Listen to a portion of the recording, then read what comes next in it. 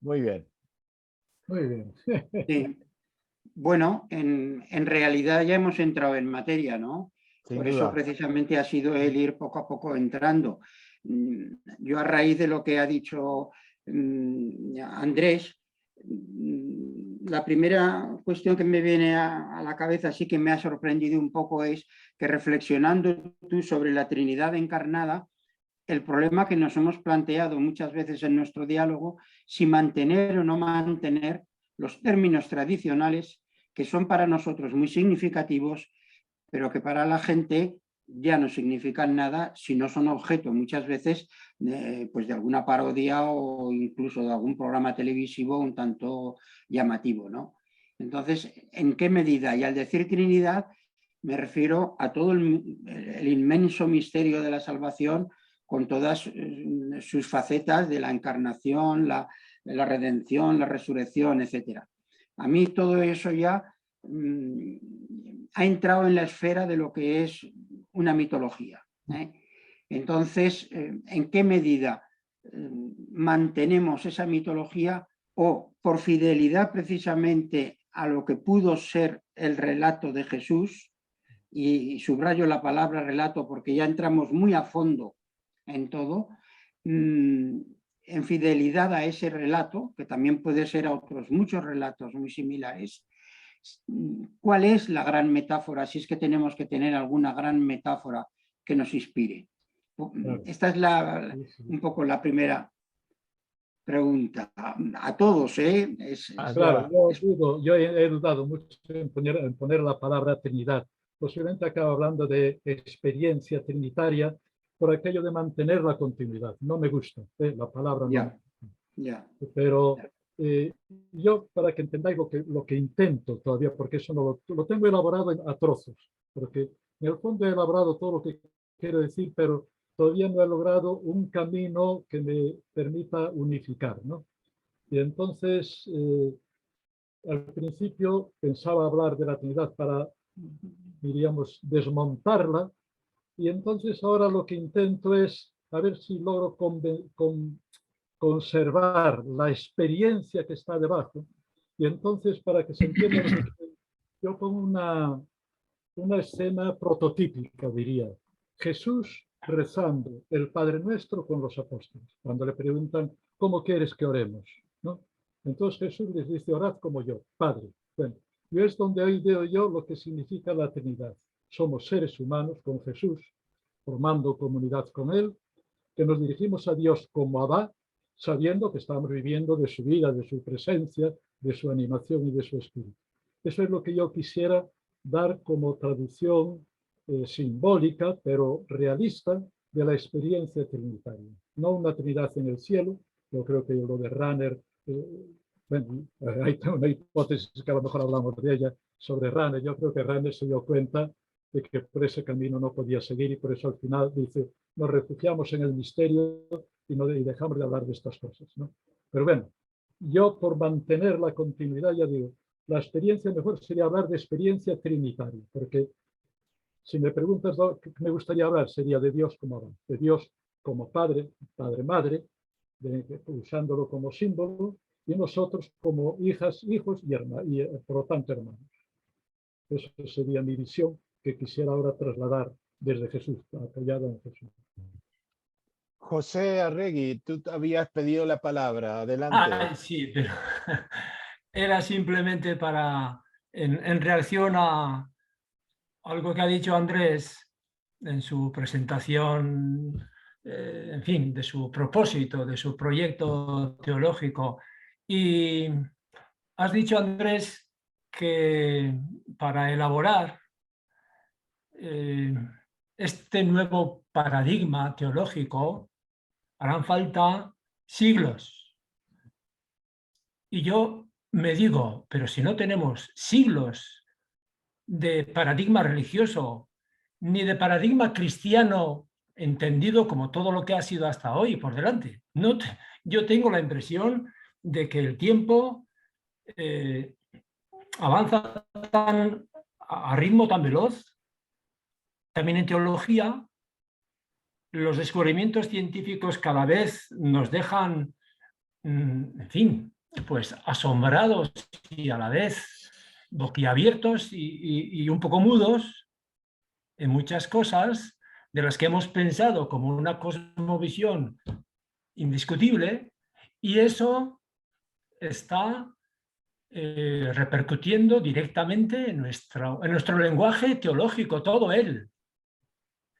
Y lo que viene tan rápido que no vamos a tener tiempo para elaborar o para que haya gente que se aproveche de nuestra elaboración, no solamente porque ya somos mayorcitos, sino porque lo que nosotros todavía estamos incluso proyectando como nuevo esquema de fondo de la teología va a quedar sobrepasado enseguida.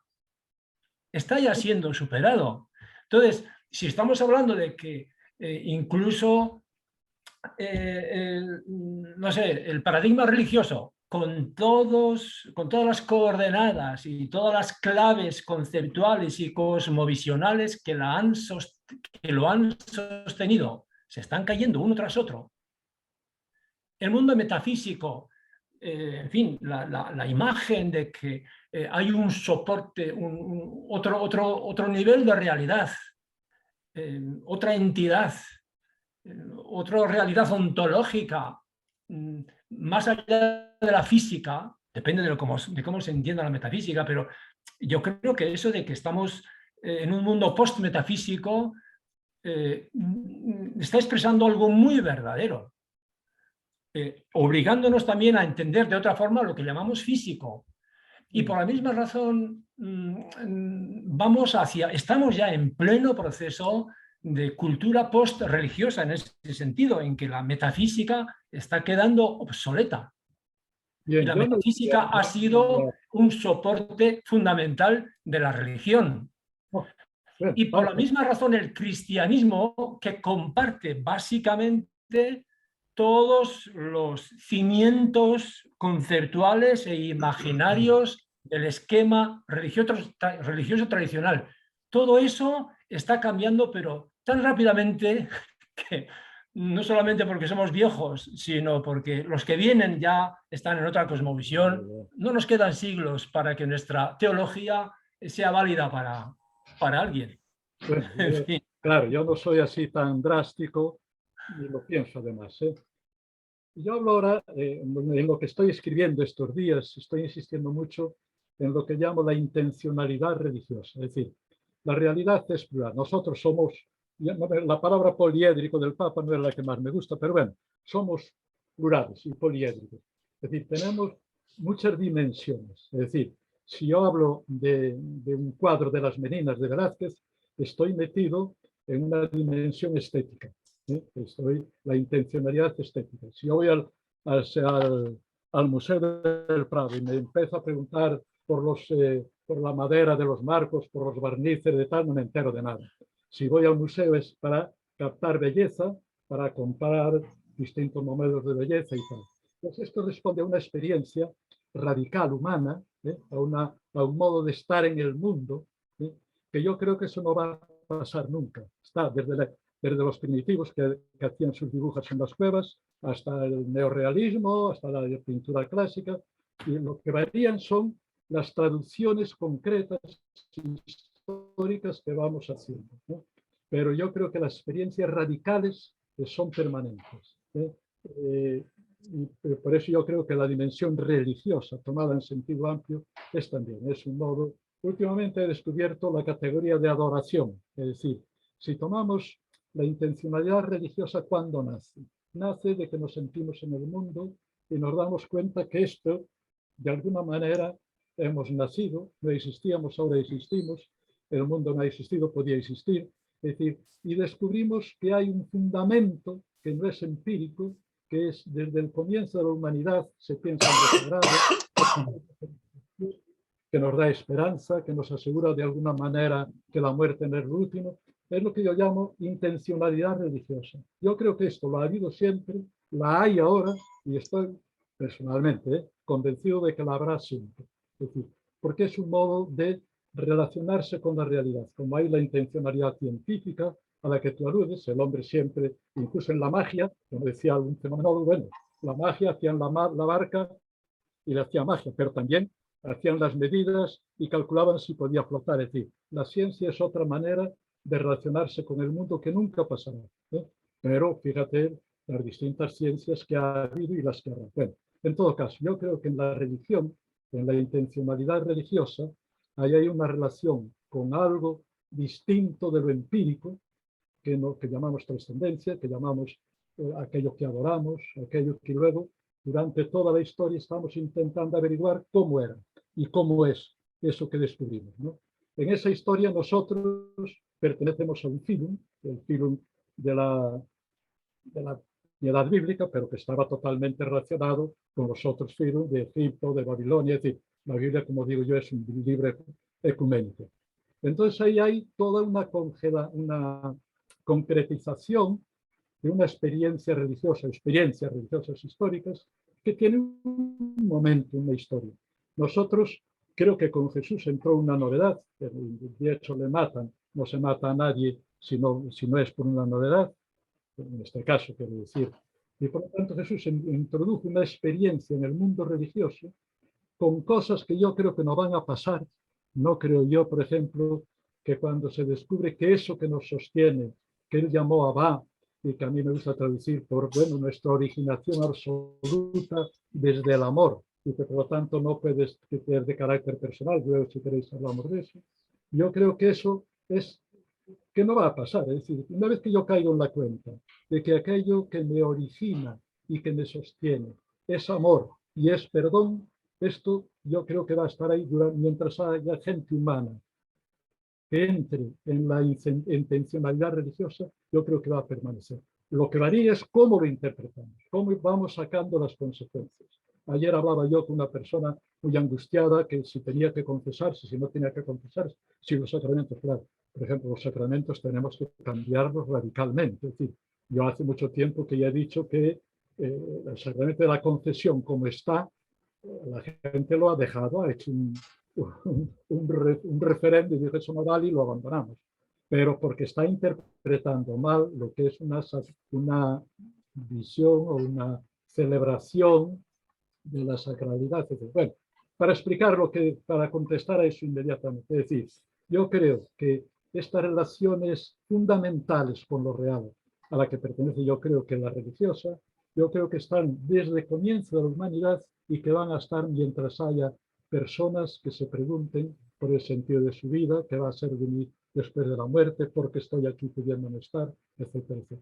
Por eso yo creo que lo que me interesa, tú me dices, no tenemos tiempo. Tenemos el tiempo que tenemos. Yo tengo que aprovechar este tiempo que tengo y creo que lo que estamos elaborando ahora como tal, como sistema, bueno, pues tendrá unos años de una cierta vigencia, si aciertas, y luego vendrán otros libros que renovarán, etcétera, etcétera. O sea, la concreción es histórica.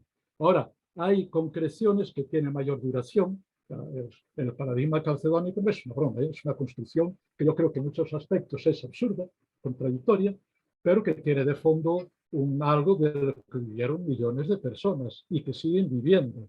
Señal de que ahí hay una percepción muy profunda de lo humano y de nuestra relación con eso. Pero bueno, estoy hablando demasiado, perdón. No, perdón. Yo al decir post-religioso no me refería a la experiencia de trascendencia que nos caracteriza, pero también le caracteriza a todo lo que vemos que es. Claro, claro. Y todo lo real, igual. O sea, eso constituye todo lo que es. Todo lo que es se está trascendiendo. Y nosotros, con nuestra conciencia aún incipiente, nuestra conciencia emergente es todavía incipiente, me parece, y también somos incipientemente conscientes de esa experiencia de trascendencia que caracteriza a todo cuanto es. A eso me refería. Al decir post-religioso no me refiero a esta experiencia fundamental y universal de trascendencia que constituya todo lo que es, porque de todo emergen otras cosas que aún no son, sino a los constructos, y en concreto al constructo metafísico, dualista, etcétera, que ha soportado el lenguaje religioso y sus elaboraciones. Y esto vale también para el cristianismo. A eso me refiero al decir post-religioso, ¿no? O post-cristiano, no a la experiencia fundamental de trascendencia, confianza, reverencia, etc. Pero mira, la experiencia nunca está sin estar concretizada históricamente. Es decir, nosotros tenemos una relación trascendental, este tipo de relaciones, pero que siempre se concretan. La experiencia estética, hay toda una historia del arte y la habrá siempre. Nosotros vivimos en un modo de concretar la experiencia religiosa. Por eso yo hablaba que vivimos en el filum cristiano. El cristianismo es un modo de concretar esa experiencia profunda. En esta experiencia profunda es donde yo digo que se han descubierto, en mi parecer, cosas que ya son insuperables, como por ejemplo que Dios, con la palabra como quieras, es amor, que es amor incondicional, que es perdón, que quiere el bien solo y la felicidad para aquello que ha originado. Yo creo que esto es, para mí es cierto, para mí es apodíctico, en la medida en que podemos hablar de apodíctico en nuestras experiencias, y que no va a ser desmentido nunca, aunque va a ser reinterpretado.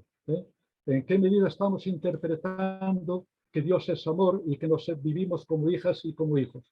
Bueno, todavía tenemos una desigualdad social brutal que vemos como normal, posiblemente todavía no vivimos bastante en el fondo de nosotros. Es decir, esto claro que es historia. Ahora, hay configuraciones históricas, porque tenemos que vivir configurados, no podemos vivir de la experiencia trascendental, ni en arte, ni en ciencia. Se viven épocas científicas, estamos viviendo una época científica, se ha vivido una época estética. En la ética, fíjate que está cambiando, pero siempre vivimos dentro de constructos que estos debemos siempre verlos con cierta relatividad, pero también que llevan dentro esta experiencia, que es nuestra única manera de poder vivir la experiencia. Yo no puedo decir, yo tengo la trascendencia religiosa y ¿qué? No sé nada, no digo nada, no pienso nada, no puedes. Yo creo que siempre concretamos y sistematizamos aquello que experienciamos en cada una de estas intencionalidades humanas. Santiago. Sí. De acuerdo con lo que decía José, todas las religiones, en parte todas las ideologías y las grandes pasiones que arrastran a la humanidad se concretan y son constructos. Y yo veo que el constructo cristiano se está ya diluyendo a marchas aceleradas, lo mismo que cualquier otro constructo religioso que no sea fundamentalista o que no esté en algunos de estos países más orientales donde adquiere una forma más difusa o más indefinida.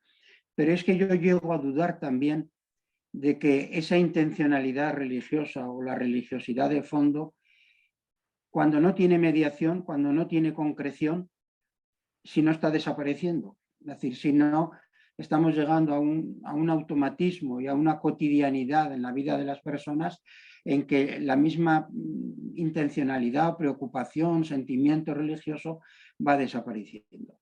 Yo hace poco estuve en un concierto precioso de una coral que a lo mejor la conoce José, de Stuart, y el público que había pues era la gente culta de Zaragoza, pero no la gente religiosa. Sí que había algún sacerdote de estos apasionados por la música, pero era la gente culta y era la gente militante de hace años. Bueno, pues con las personas que yo hablé y que yo conocía, ninguna de ellas está en una intencionalidad religiosa. Sí que está en una intencionalidad estética, en una intencionalidad de bonomía, de solidaridad, etc. También en grado débil, no con la intensidad que en los años en que yo los conocí podían estar. Ese tipo de gente, ¿en qué medida siente esa intencionalidad religiosa? Solo en las experiencias límite. Segundo, llevo 2 días en el pueblo. Me he venido del pueblo de la mujer porque no hay cobertura y entonces, pues claro, tengo que venir aquí. Y la gente con la que me he relacionado es completamente distinta. Es la gente del pueblo, trabajadora, damas de casa, los labradores, etc. Tampoco veo yo que en la gente menor de 40 años haya ninguna inquietud religiosa. A lo que se dedica a la gente joven es hacer una senda para el ciclismo, la andarina popular, la discoteca que ponen a todo volumen fastidiándonos a todos los viejos, y poco más, y poco más. Entonces, ante este mundo en el que se ahoga la intencionalidad religiosa, porque a mí que se ahoguen los constructos religiosos no me preocupa, pero me preocupa en la medida en que son mediaciones para vivir esa otra. La política era una de ellas. Cuando vivimos la política a nivel revolucionario, era un constructo socio-religioso muy fuerte. Pero eso es que está desapareciendo. Es que ahora ya no nos queda más que el gastrovermú, un pequeño éxito en los negocios, una sexualidad placentera, el paseo, o lo mejor dicho, la pedalada o el running por la mañana. Y ahí estamos. Ya me he alargado también mucho. No, pero yo creo que es un tema que merecería que dialogáramos cuál es nuestra impresión ante ese tema, porque eso es claro que lo estamos viendo todos, incluso con amigos íntimos. Yo no creo que signifique sin más que desaparezca la intencionalidad religiosa. Lo que hay claramente una crisis de la concreción que han vivido. Si yo ahora tuviese que vivir con la teología que llevaba a comillas, incluso con la que hice mi filosofía en comillas, seguramente creería que soy irreligioso, porque no podía creer aquello. ¿Significa eso que en mí desapareciera la experiencia religiosa? Yo creo que no. Ahora, indudablemente que está en una crisis brutal, porque lo que la concreción, llamémosla ahora eclesiástica que hemos dado, e incluso teológica, la manera de hablar de Dios, de cosas que no nos suenan y que son incomprensibles. Yo en el prólogo al libro de recuperar la creación decía, bueno, hay mucha gente que cree porque le dijeron que tenía que creer, pero le parece una tontería lo que está creyendo. Eso está, en una crisis muy fuerte, yo creo que sí. Creo que eso diga que no estén de fondo las preguntas que desde siempre han dado origen a la concreción religiosa, a las distintas religiones, a las distintas espiritualidades. Yo creo que no, yo creo que sigue viva y que reaparece y que hay como aquello que decía Ortega, que a mí me gustó mucho, el famoso Dios a la vista, ¿no? Que decía que era muy curioso, porque lo recordáis, el ensayito de Ortega, que es del año 26 ya, del siglo pasado. Decía él, hay épocas de cercanía de Dios y épocas de lejanía. Y dice él, es como cuando la Tierra, sea un espectador astronómico, mirase para la órbita de la Tierra, vería un momento que la Tierra empieza a alejarse del Sol, y que parece que ya se va a perder en el universo. Sin embargo, dice él, como esa cosa, dice, hay un momento en que da una pequeña vuelta y empieza a volver. Y se va acercando al Sol. Y ya puede parecer que casi se estrella en el Sol y vuelve y se repite. Bueno, y él en el año 26 decía que a él le parecía que era un momento de perihelio, de que la Tierra estaba acercándose al Sol, de que estaba apareciendo la religión. No sé si acertó o no, pero creo que esto es verdad. Es decir, yo creo que estamos en un momento que para mucha gente, no para toda, tampoco que podemos tener el peligro nosotros de creer que es lo que vive todo el mundo, pero que ciertamente socialmente en nuestro medio hay un eclipse muy fuerte, como si el planeta religión se estuviera alejando para siempre de Dios. Yo creo que no, porque Dios, claro, como creo que Dios nos está constituyendo, que nos está originando y que nos está vitalizando, que está llamando a todos y que pasadas ciertas configuraciones, que volverá a renacer de otra manera. Y por eso, si yo tengo ilusión y estoy sacrificando horas de trabajo y de estudios, porque intento dar otra experiencia, otra manera de interpretarla. Acabo de estar en Valladolid hablando de la resurrección. Yo vi como allí la gente vibraba ante el tema de la resurrección, pero por lo que digo ahí, me han llamado y me siguen llamando archihereje y que estoy negando la resurrección, etcétera, etcétera. Pero yo creo que si encontramos palabras que se acerquen más a la experiencia, dado que Dios, en mi manera de ver, sigue animándonos, hacen de mayéutico, hacen de parteras, y que la gente puede de repente reconocer o un aspecto o una sospecha o un presentimiento de lo que está viviendo y reconocen ahí. Y por eso doy tanta importancia a que renovemos muchísimo la teología, por supuesto las celebraciones litúrgicas, saber cómo se hacen, que es muy difícil, pero hay que hacerlo. Bueno, por ahí va mi idea, pero concuerden que realmente es un momento en que parece casi como si desapareciera. Yo no creo que haya desaparecido, que además nosotros estamos hablando de eso, de alguna manera nos está interpelando. Alberto había solicitado la palabra. No, yo simplemente porque yo en este momento las referencias que tengo en esta problemática son como dos referencias muy concretas. Por una parte, yo tengo dos sobrinos en Alemania que están casados con, mi familia son todos de orden, gente del Opus Dei, gente de legionarios de Cristo Rey y gente a heraldos del Evangelio no llegan, pero parecido.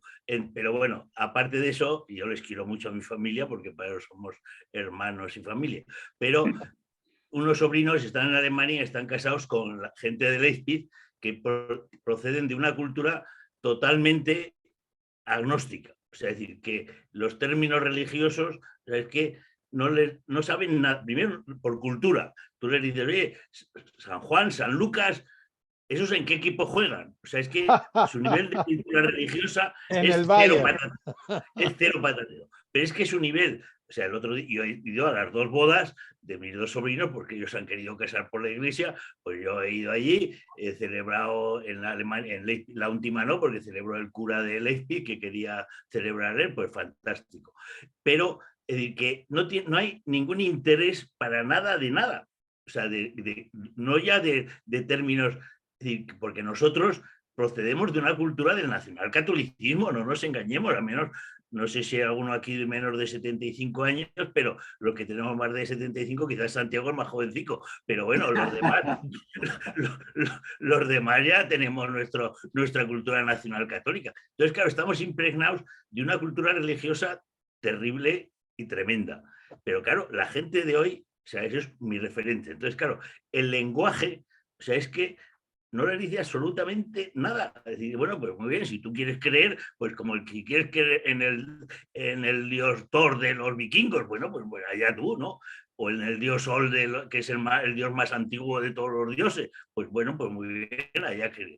Y lo segundo es, y entonces, claro, dices, bueno, ¿cómo puedo? O sea, yo tengo una experiencia, por tradición, por lo que sea, que es lo que decía, bueno, yo tengo una experiencia de la gratuidad. Yo tengo una experiencia de sentirme aceptado y querido y que gente que encuentro en mi camino, pero que yo creo que no es por una casualidad, sino porque alguien los ha puesto en mi camino. Bueno, tú estás un poco chalado. Bueno, pues, pero yo he tenido esa experiencia en mi vida, situaciones límites que dices, oye, pues mira, aquí hay momentos que esto no sé si es humano o no es humano, pero yo he visto gente de dar la vida por, como nos decía el ejercitador de este año, es decir, cuando tú necesitas un riñón y ves que hay una persona que te da el riñón, pues dices, bueno, ahí tienes una experiencia de amor.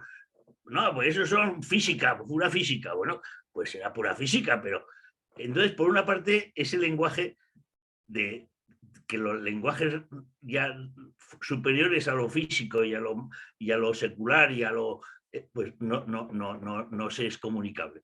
Y luego, por otra parte, tengo la experiencia contraria. Yo he estado 2 años ahí en Marruecos, ahí en Belén el nacionalcatolicismo, el nacional islamismo. Y ahí había monjas, hijas de la caridad, unas de la Divina Infantita, que yo ni sabía que existían, que llevan 40 y 50 años dedicadas a los más pobres de los pobres, dando clases de bordado, dando a la gente... O sea, y siguen allí y están felices y contentas, lo mismo que la gente que está ahí, que son carmelitas descalzas, que os les digo, vosotras sois las más anticapitalistas de todas, porque si todo el mundo se hiciera carmelita descalza, se hundiría la Ford, se hundiría la Volkswagen, se hundirían, porque vosotras no necesitáis ir en coche, ni necesitáis colchones, ni necesitáis nada.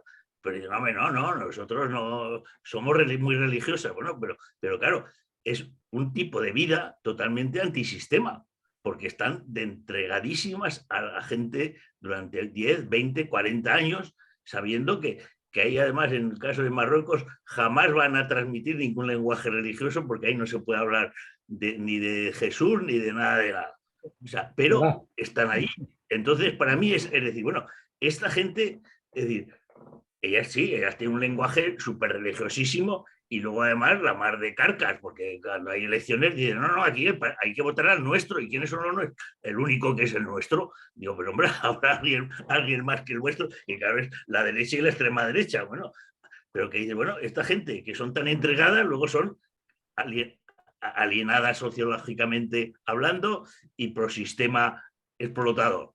Pero el problema está que, bueno, pero ahí hay una actitud de generosidad que, digo, entonces esa generosidad que hay ahí, entonces eso tiene algo que ver con lo más allá de lo físico, o no, pues ya me armo un lío. Y entonces ya los paradigmas modernos, pues ya me armo un lío y por eso voy buscando, porque no sé por dónde tirar. Me gustaría escuchar también a vosotros, porque creo que es un tema que conviene que todos demos nuestra opinión, porque yo estoy convencido que eso está ahí, que puede estar equilibrado, que tiene manifestaciones secundarias, manifestaciones directas, unas más acertadas, pero que está ahí. Pero yo no sé los demás qué impresión tenéis de esto, porque es verdad que a todos nos impresiona tener amigos íntimos, a lo mejor incluso muy comprometidos, y que de religión parece que no saben nada, o que no quieren saber.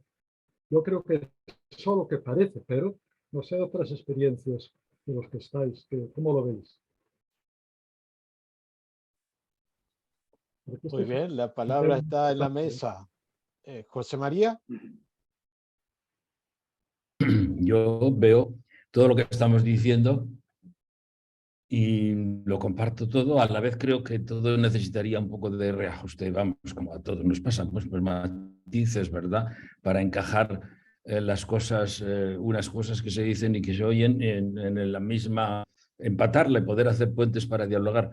Pero yo me estoy preguntando, sobre todo como desde fuera, no digo en esta conversación, sino en este proceso posteísta o como se le quiera llamar, o no posmoderno, pero las consecuencias de la modernidad. ¿De dónde vamos? ¿Dónde estamos yendo? ¿Qué es lo que viene, sobre todo? Y ya cada vez más viéndolo con la urgencia de la edad, ¿no? Bueno, gracias a Dios parece que todavía podemos pensar lo que estamos aquí, pero ya cuántos de nuestra edad ya desaparecieron y no podemos contar mucho, que nos quede mucho, ¿verdad? Estábamos recordando el otro día, Santiago y yo, que en una asamblea de los cristianos, de las comunidades cristianas populares de Andalucía, del año 2013, si no me equivoco, Santiago, ¿verdad? ¿2013? Sí, sí.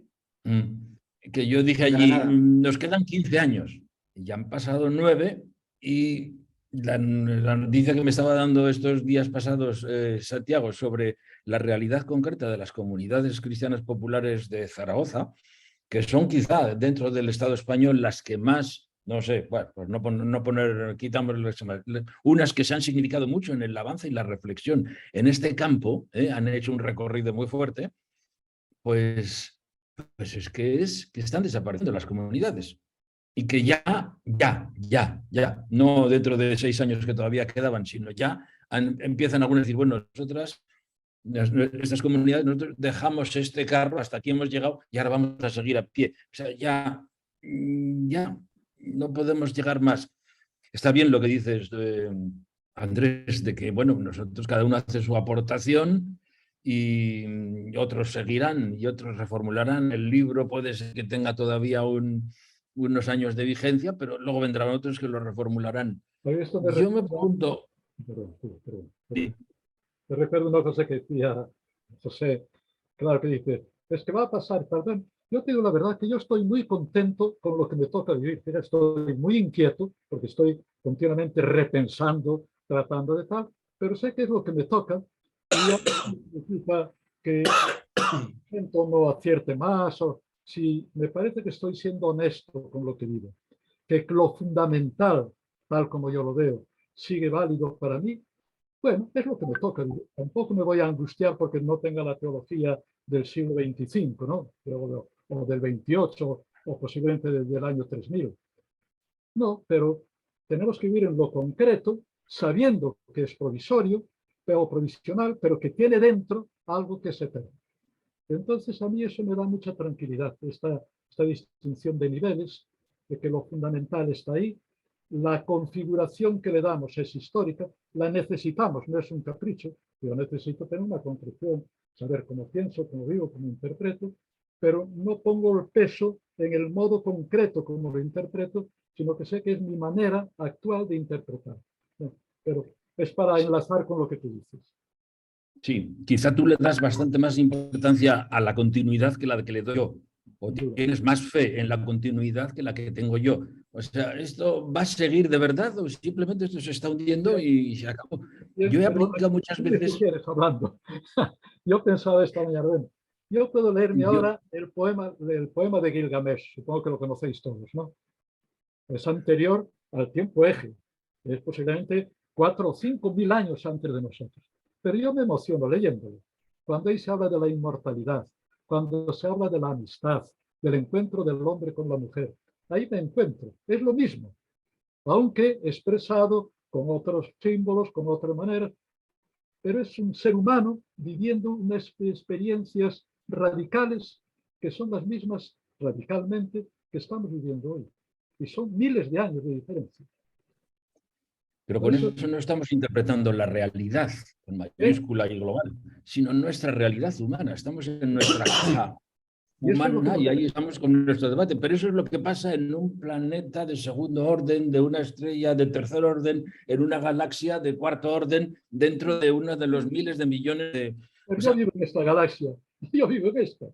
Y en esta vivo mi vida y la interpreto.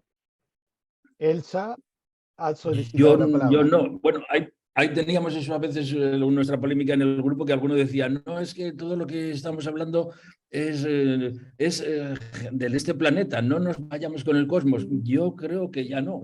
Bueno, yo personalmente, mi opción, ¿verdad? Yo ya no me quedo, ya sé que este es mi planeta y esta es mi tierra, mi cultura más reducida todavía y mi religión todavía más, pero mi afán, nuestro afán de infinito, me lleva a no conformarme con una explicación que quede dentro de la caja, sino prefiero dejar eso un interrogante y contemplar lo otro y decir, pues no sé, solo sé que no sé nada, pero no contentarme con la continuidad. Yo he aplicado frecuentemente la imagen de lo de la ¿cómo se llama? La orquesta del Titanic, y les digo a mis hermanos claretianos que son capellanes de la orquesta. Bueno, pues que se dedican a atender a ese personal que por otra parte era funcionarial. Luego estaba pensando el otro día, los músicos no eran pasajeros del Titanic. Hombre, todos estaban en el Titanic, pero no eran pasajeros, eran funcionarios, supongo. Y por eso estaban interesados y tenían que cumplir su papel. Es como las azafatas. Si el avión se pone a temblar, las azafatas no pueden decir, ay, ay, ay, yo ves. No, tú tienes que dar la cara, para eso te pagan, es tu oficio. Yo no sé si los de la orquesta eran también funcionarios del Titanic y entonces, pues claro, tenían que cumplir y a lo mejor estaban por dentro muertos de miedo, pero decían, no, no, aquí hay que atender al personal. Pero todo eso se iba a acabar. Yo he dicho que siempre, yo prefiero irme con los salvavidas, con los botes, no, o sea, los botes salvavidas. Yo me voy ya, esto ya sabemos a dónde va a ir. Eso, no sé hasta qué punto me lo puedo aplicar a mí mismo también. Yo lo he aplicado siempre hacia afuera, pero no sé hasta qué punto. O sea, ¿a dónde llegamos? ¿Hay que perfilar más esto o ampliar la mirada y decir, bueno, yo creo que esto se queda ahí corto, mirar más adelante y quedarse un poco perplejo también, porque... A mí lo que me parece es mantener las experiencias de fondo, estas seguridades de fondo, y saber que lo otro es mucho más provisorio, más provisional, perdón. A ver, Elsa, adelante. Bueno, yo soy muy nueva, ¿verdad? En esto, ya lo saben mis compañeros. Yo empecé este año y para mí fue una renovación muy, muy grande, muy buena, a partir de la lectura de algunos artículos, pues, de ustedes, de José María, de Santiago, de José. Pero fíjate que es un proceso, porque yo voy y vengo, voy y vengo. Y eso es muy interesante porque, bueno, contestando a la pregunta que hace Andrés, de cómo están nuestros amigos, por ejemplo. Mira, pues es que yo tengo unos, aquí en el pueblo donde yo vivo, son muy, muy católicos. Yo soy protestante, reformada, ¿verdad? Aquí son muy católicos, pero yo soy muy amiga de ellos, voy a misa. No me gustan las iglesias de aquí evangélicas, me aburren mucho. La misa, pues estoy con ellos, saludo a todo mundo y donde mucho rosario y todo, y bueno, oran mucho por mí y todo. Bueno, La amistad para mí es primero que estar evangelizando contra el Dios que tienen. Después, fíjate, mi hermana se casó con un pastor y él ya murió. Y todos sus hijos profesionales, ninguno va a ninguna iglesia. Ninguno. Uno, y mi hermana sigue yendo a la presbiteriana, muy fiel, ¿verdad? Calvinista, pero ninguno de ellos. Incluso una, la menor, que es lingüista y estudió Biblia y estudió antropología, trabaja ahora en la Sociedad Bíblicas Unidas, en la traducción de la Biblia a las lenguas de señas y todo, pero ella no va a ninguna iglesia, ¿verdad? No sé cuál será su espiritualidad, si tendrá o no. Para mí la experiencia es muy importante, la espiritualidad es muy importante. Cuando yo leí todos estos artículos, para mí fue algo que me cayó muy bien, porque fue José María Virgil, ¿verdad? Que me mandó, me leí su artículo del último libro, ¿verdad? José María, del último libro, el que escribieron ustedes. Y Después de Dios. yo no había Después leído de Dios. absolutamente nada de eso, pero sí estaba muy decepcionada de toda la teología. Y yo me dediqué toda la vida a la teología y a la Biblia. Pero me cayó tan bien como que era algo que yo estaba buscando. Me imagino que mucha gente está en eso, ¿no? Pero claro, al principio era para mí, yo tenía como que hacer otro mapa porque me sentía huérfana. Fue que me salvó el cosmos. Tú, José María, dices que no crees en el cosmos, pero a mí me salvó todas las imágenes del web James y ver esa maravilla y esa cosa y concebirlo, ¿verdad? Como el todo, como la realidad del todo. Me volvió a una espiritualidad que ya no necesité ni releer, ni nada. Yo me sentía, yo digo que es un proceso, ¿cierto? Me sentía como difícil utilizar en cuanto a la terminología. Bueno, siempre he tenido problemas con la Trinidad, no en cuanto al sentido de unidad, sino el sentido muy masculino que está, aunque el Espíritu Santo, la ruaj, pero es neutro, el neuma en griego, bueno, a las mujeres nos da, y también los indígenas del 3 no empata, tiene que ser 4. Bueno, esas son otras cosas, sí, pues había como una construcción, ¿cierto? Después, he encontrado un grupo que me ha ayudado muchísimo a descubrir una espiritualidad nueva. Yo estoy muy atrasada en todo lo nuevo. Yo creo que me atrasé trabajando ahí en sociedades bíblicas con todos los grupos indígenas y sordos, ¿verdad?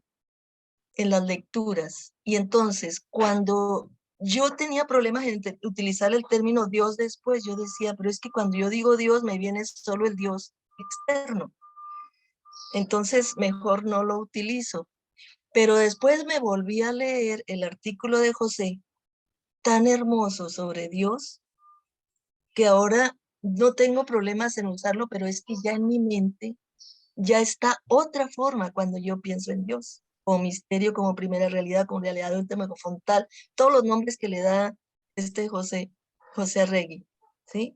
Y Dios, todo es Dios, no es que Dios crea el universo, sino que el universo mismo, yo siento esa espiritualidad muy fuerte como de Dios.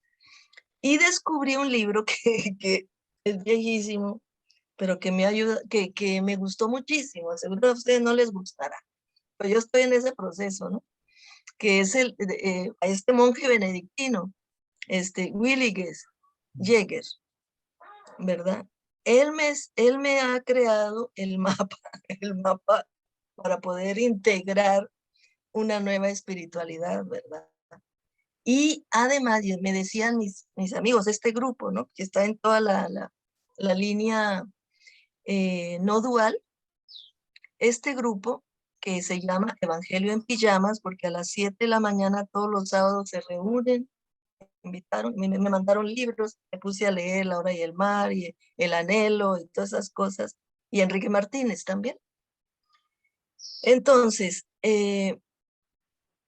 yo el nombre de Dios no quería usar porque me venía a mí otro y lo que la gente piensa, tiene en su mente es el mismo paradigma de este Dios que yo no quería.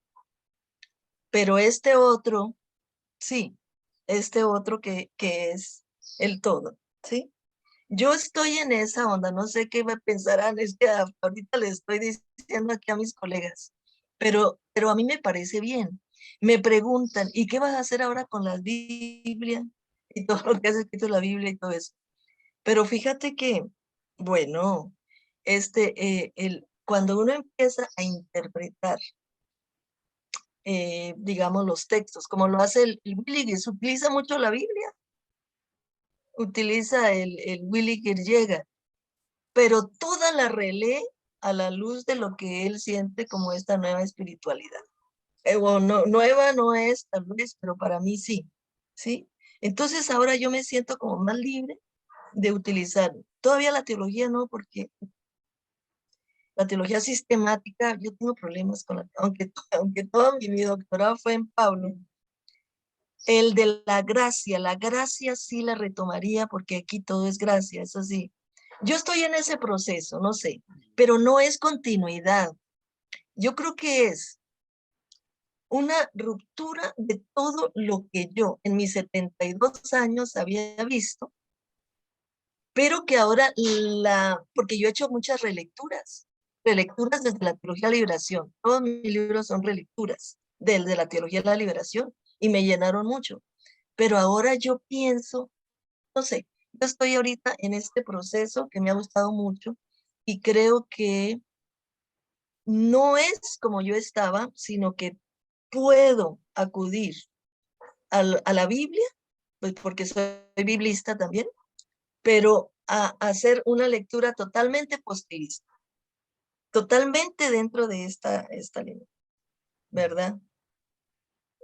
No sé, yo estoy muy contenta con el grupo, porque ustedes me llevaron, y Gerardo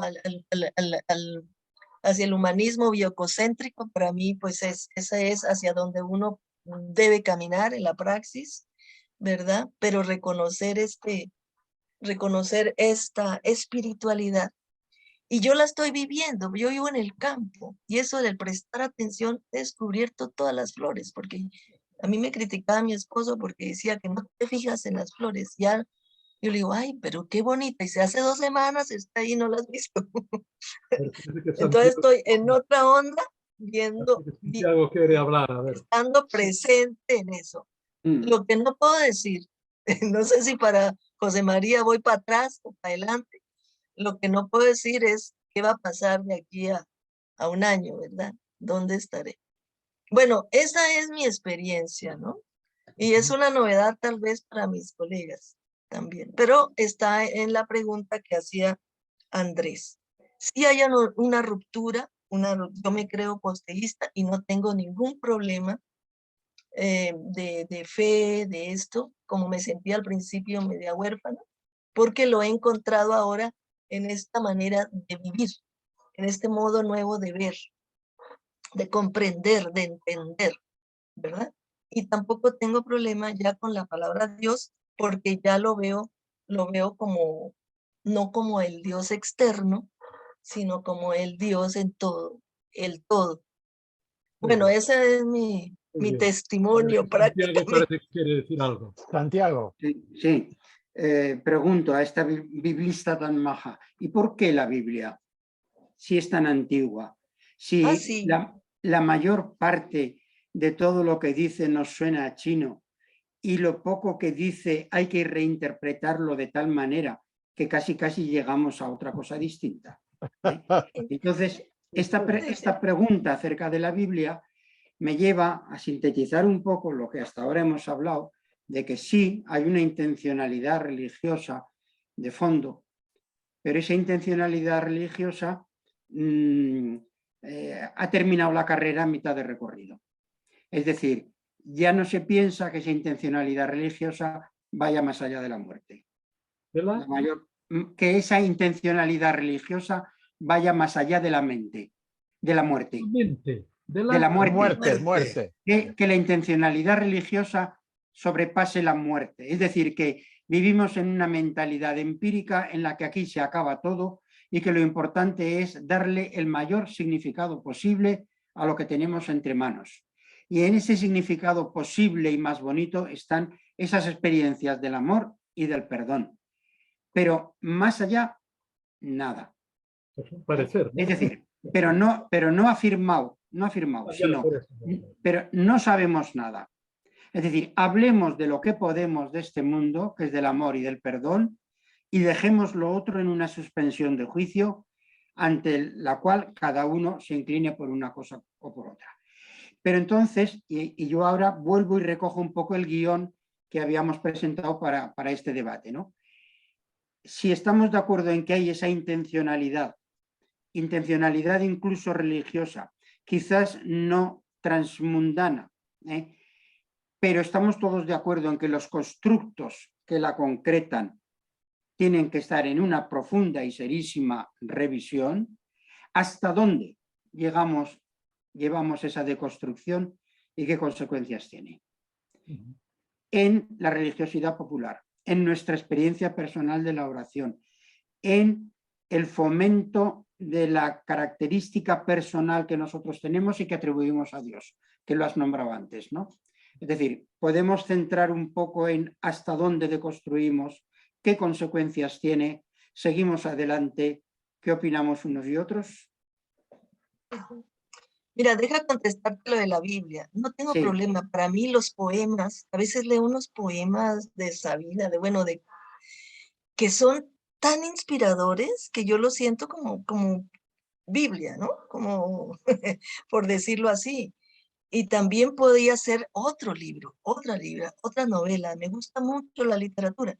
No le doy primacía, pero es que como fui biblista y yo decía, no, pues ahora de posterista, ¿verdad? Pero entonces puedo retomar y como cualquier poema, cualquier novela, puedo retomar y aplicarlo a mi espiritualidad, que yo ando en busca de ella. ¿Sí? Es decir, no es la palabra de Dios, Por eso yo creo porque que, ese ya no es Dios. Sí. bueno, lo que decía Santiago, indudablemente que hay discontinuidades, pero yo procuro ser más modesto. Yo creo que lo que decía, pero claro, esa es mi manera de verlo. Creo que estas profundas intencionalidades, que son distintas, ahora estamos hablando de la intencionalidad religiosa, eso yo creo que no va a pasar y que está dentro. Y que incluso una cosa dicha hace muchos siglos de repente engancha con esa intencionalidad y te reconoce en ella. Ahora, también es verdad que el reconocimiento, la verbalización, la sistematización de eso, claro que es muy transitorio, tiene una historia. Y en cada época hay que tratar de hacerla lo más transparente posible, sin ser excesivamente también creyendo, dentro de unos siglos dirán que la nuestra tampoco es muy transparente, pero si yo respeto la antigua, es decir, cuando yo leo a San Agustín, no hace mucho tuve que escribir una introducción, bueno, por un lado te encanta y por otro te cabrea, pero le respetas, dice, él vive en un tiempo en que logró dar a su vivencia una forma, que cosas que dice enseguida me resuenan y me ayudan a vivir la mía, y otras comprendo que son momentos de su tiempo y tal. Me pasa incluso con Jesús de Nazaret. No todo lo que dice Jesús de Nazaret, cuando habla de los paganos o cuando habla del tiempo que ya está acabando, pues ahí ya veo que no. Pero cuando me habla de Dios que es Abba o que se preocupa de los pequeños, o le veo únicamente preocupado por los despreciados y tal, digo, esto es verdad. Y esto va a ser verdad siempre, aunque tomará distintas medidas. Entonces yo no diría, por ejemplo, que en la intencionalidad religiosa actual solo cree que de aquí y no vaya más allá de la muerte. Ha ido siempre más allá de la muerte. No conocemos ninguna religión, incluso actual, incluso el budismo, que no piense más allá de la muerte de alguna manera. Bueno, eso es una percepción. Pudiera ser falsa, claro, nosotros no somos absolutos. Yo creo que es verdadera y por eso le doy tanta importancia a la resurrección, tratando de entenderla de manera distinta, claro, de manera que me hable hoy y me ayude a vivir esta vida con esperanza, con horizonte de apertura y de esperanza, ¿no? Entonces, es decir, no absolutizar, pero tampoco relativizar demasiado como si no tuviera valor, porque es donde es nuestra casa. Igual que cambiamos de casa, seguramente que los que estamos aquí ya hemos tenido 2 o 3 casas donde hemos vivido. Bueno, alguna ya no servía. En la mía anterior no me cabían los libros, por ejemplo. Pero le tenía mucho cariño y la sigo recordando con cariño. Ahora estoy en esta, que tampoco me cabe, pero le tengo mucho cariño y será seguramente la última. Pero, y sé que no es lo definitivo, me gustaría tener otras cosas. Y yo creo que eso de vivir el propio tiempo, lo que le decía yo a José, ¿no? Sin absolutizarlo, pero con cariño y saber qué es lo que me toca vivir y vivirlo lo más plenamente posible. Y yo, para mí también, con esa esperanza que es tremenda, es decir, creo que no se acaba. Pero bueno, eso ya es otra manera de decirlo. Al decir tiempo, decimos también contexto y decimos también lenguaje. Claro. Y entonces, yo ahora cuando te escuchaba, bueno, que lo comprendo, digo, pero es que si utilizamos la palabra resiliencia en lugar de resurrección, realmente perdemos muchísimo. Es una reducción. Como también cuando en tiempos de la teología de la liberación empezamos a dejar de hablar de caridad y hablábamos de solidaridad. Dejamos de hablar de salvación y empezamos a hablar de liberación. Y yo recuerdo que eso nos decían que era una reducción del cristianismo, ¿verdad? Pero claro, eran las palabras que a la gente le decía algo. Hoy la palabra resiliencia está en la boca de las personas que más se esfuerzan por superar todos los fracasos y todas las dificultades. Pero la palabra resurrección no. Les suena a otro mito como el de la reencarnación. Porque claro, se ven en la imagen de otras religiones y dicen, pues la mía igual.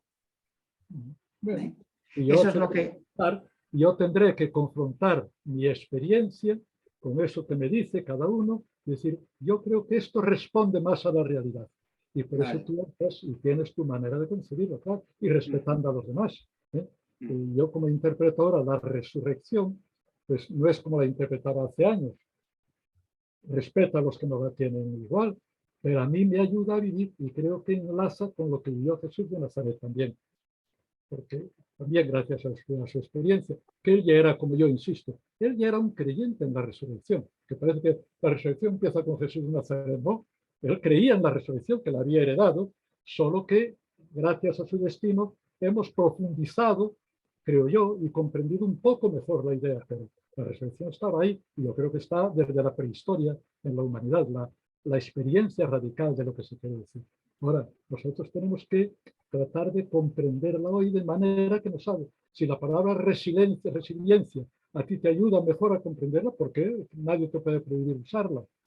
De hecho, en la teología más clásica, o sea, no en la más clásica, pero en las recientes, algunos han dicho, ¿vale la pena mantener la palabra resurrección y cambiarla? Pues bueno, pues a lo mejor sí. Yo la mantengo porque tengo una tradición, pero claro, procuro llenarla de un contenido que me resulte significativo. Pero esa es la historia de todas las palabras. En cualquier disciplina, no solo en la religión. ¿Sí? Somos seres históricos. A ver, José Arregui y luego José María han solicitado la palabra. José, adelante. Sí, enlazo con la pregunta que ha lanzado Santi. ¿Hasta dónde deconstruir? Pues yo creo que hay que deconstruir todo lo construido. Todo. Y la palabra es constructo humano. Sí, sí, todo. Todos los significados son constructos, todos. Igual que todas las imágenes son producciones de nuestro cerebro. El referente de las palabras no es constructo. Aquello que la palabra quisiera decir y no llega a decir, no es constructo. Es decir, todo lo real, lo que llamamos real, no lo que decimos de ella, ni lo que imaginamos sobre lo real, es constructo. Quiero decir, no, lo real no es constructo, ¿verdad? Lo que pasa es que se puede preguntar, ¿y hasta dónde llega el constructo? Pues llega hasta donde llegan nuestros significados, imágenes, es decir, nuestro lenguaje. Y toda nuestra teología, en su literalidad y en sus significados, todos ellos, lo mismo la Trinidad que la encarnación, que la escatología, todo ello son constructos lingüísticos, ¿no? Supongo, Andrés, que muchos te habrán dicho que lo que tú dices sobre la resurrección no solamente es una reinterpretación nueva, sino que niega el fondo de lo que el dogma ha querido decir. Pero bueno, eso yo creo que es un malentendido, ¿no? Yo quisiera decir también, señalar, que hoy vivimos un tiempo muy especial.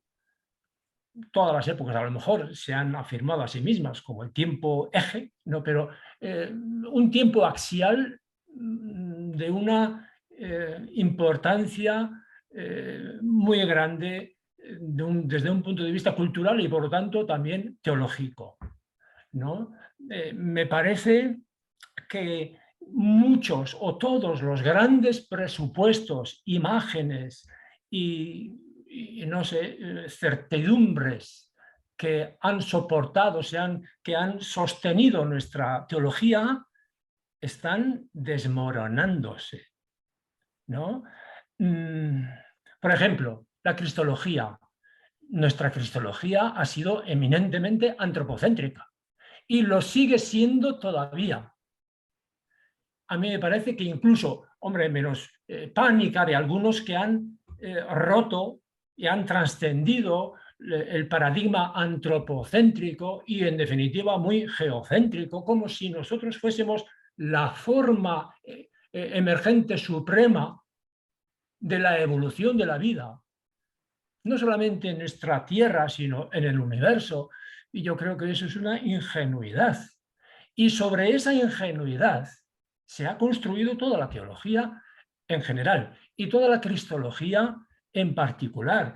Y a mí me parece que eso, el liberarnos, el caer en cuenta de eso y liberarnos de ese prejuicio, porque no deja de ser un prejuicio, nos da una gran paz y no nos exime de ninguna responsabilidad ni de ninguna hondura, pero simplemente nos hace conscientes de que todo lo que hemos construido a nivel dogmático sobre Jesús y sobre Dios, pues no pasa de ser un balbuceo, un constructo que especialmente en nuestro tiempo está perdiendo los cimientos sobre los que se ha sostenido.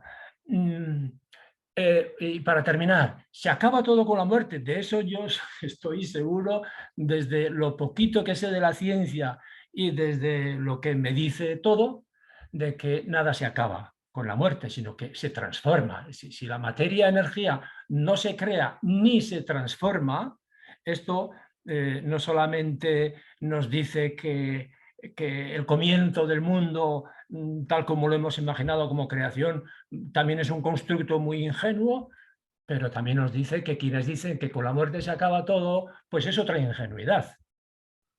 Porque aquí nada se crea, nada tiene un comienzo en el tiempo, pero tampoco se acaba nada. Quiero decir, todo aquello que constituye las formas del universo entero son formas en transformación permanente, pero nada se crea ni se destruye, sino se transforma. Y la muerte es una transformación, ¿no? Y esto a mí no sé, me reconcilia con la finitud de mi forma y me reconcilia con la infinitud de lo real, ¿no?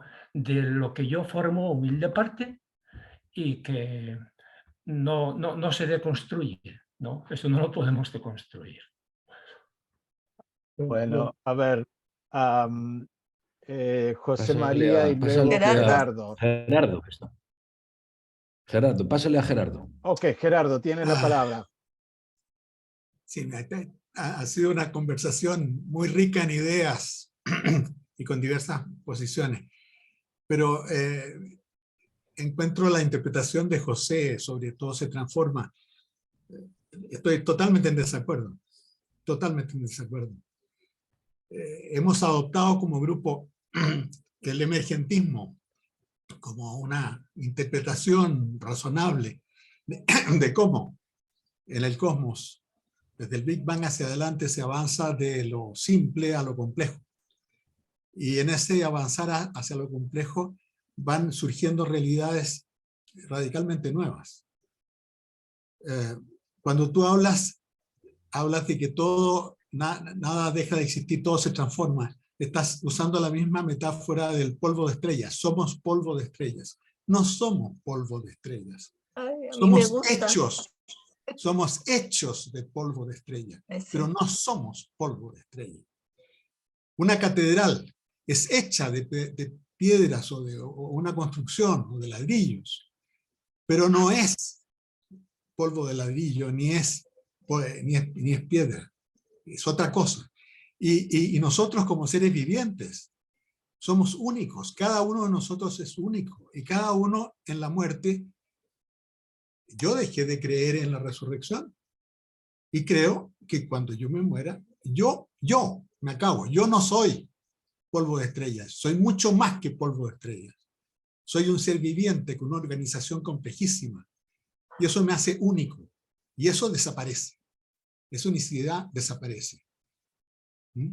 Entonces, hay ciertas, no sé, con eso no me quedo. Ahora, yo lo que sigo viendo en el grupo es, en toda esta discusión en que trata sobre Dios en último término, ¿no?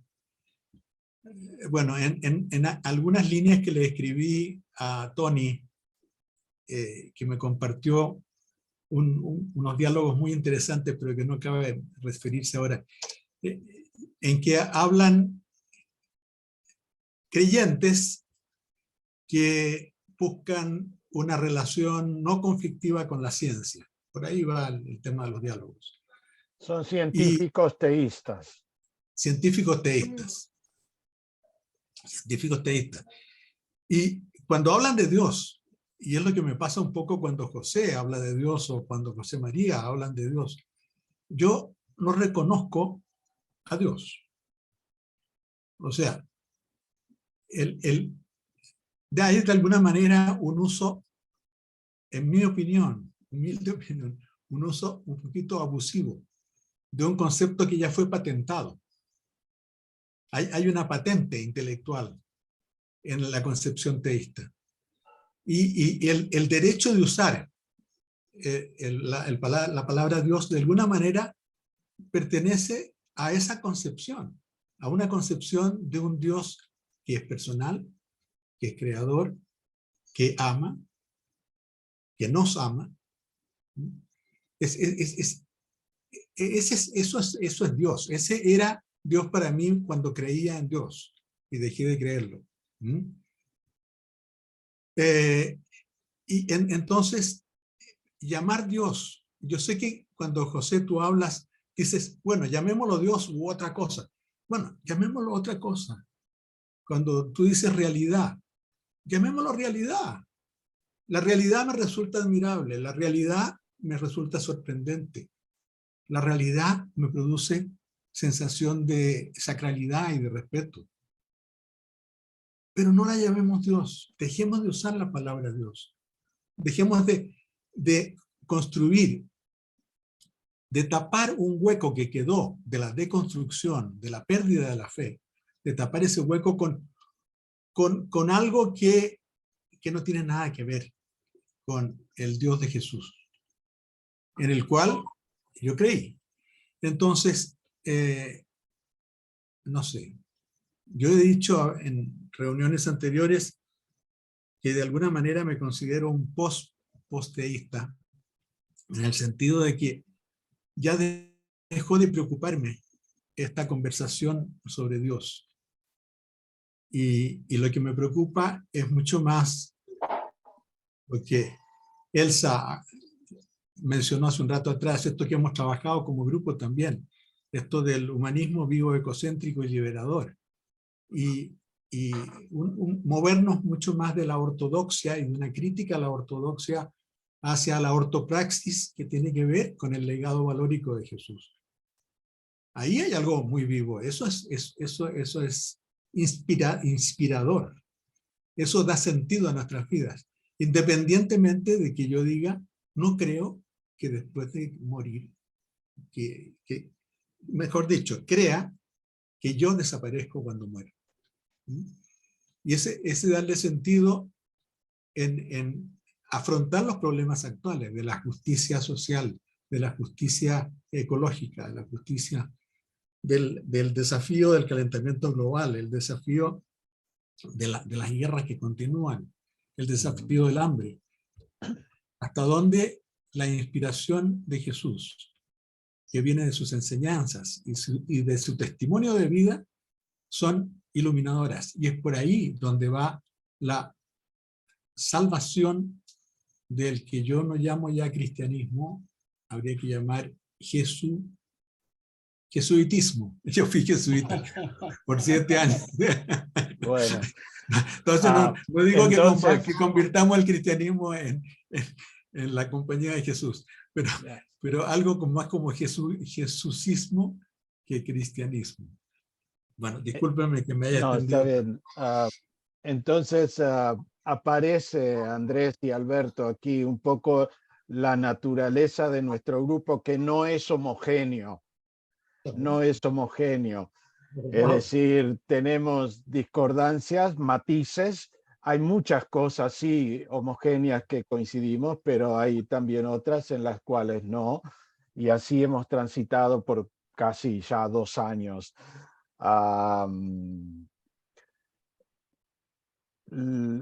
El tema, por decirlo así, la palabra, por decirlo así también, Dios, es siempre un punto en el cual aparecen nuestras matizaciones, y esto creo que estaba también en una de las cuestiones que Santiago te envió para el diálogo, que luego podemos, todavía resta un tiempo de reunión si podemos retomar sobre esa cuestión, porque también en otra consulta amplia que tuvimos con un público amplio apareció, y es todavía un dilema abierto en nosotros, sobre el uso de la palabra Dios, una palabra usada, querida, amada y cobijada por muchas generaciones, particularmente en el pueblo pobre, ¿verdad? Todos tenemos alguna referencia siempre hacia América Latina en particular, o las comunidades barriales allí en España, etcétera, etcétera. Es decir, donde la palabra Dios es una palabra muy querida, y cuestionar esto significa quizás quitarle el último cobijo, el último resabio de esperanza que les queda. ¿Cuán ético es eso? ¿Verdad? Sin embargo, todavía tenemos preguntas abiertas sobre esta cuestión. Ahora, no quiero entrar, lo podemos retomar después. José María había pedido la palabra. Oye, y también Emma está pendiente también, ¿no? Emma también, perdón, no te había visto, Emma. Micrófono, José María. Micrófono, José María. Digo que paso la palabra a Emma, que ya es hora de que le demos la palabra. Emma, bienvenida y tienes la palabra. Hola, Emma. Hola a todos, hola Andrés. Ya estás bien. He tenido un lapsus, yo creí que eran las 4. Es que cambió la hora, ¿verdad? Claro, claro. Has cambiado tu reloj. Entonces ha cambiado mi reloj, pero no cambió mi cabeza para el encuentro este. Así que saludo a Andrés, que como buen gallego como yo. Esa Sevilla ahí, que no sé de dónde nace esa Sevilla. Estoy en Sevilla por razones personales, pero aquí estoy. Bueno, 2 cositas solo quiero decir. Vigo. ¿Qué? Que tenía que poner Vigo. Claro, Vigo voy solo en vacaciones. Vivo en Sevilla.